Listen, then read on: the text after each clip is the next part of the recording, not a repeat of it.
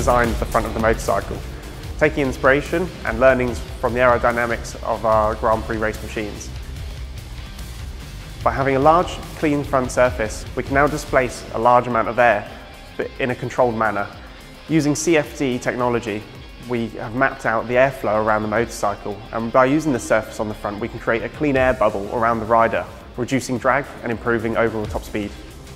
With computational fluid dynamics, we feed data into a computer and we look at the effect of different fluids on different surfaces. That way, we can really fine-tune the aerodynamics of the motorcycle.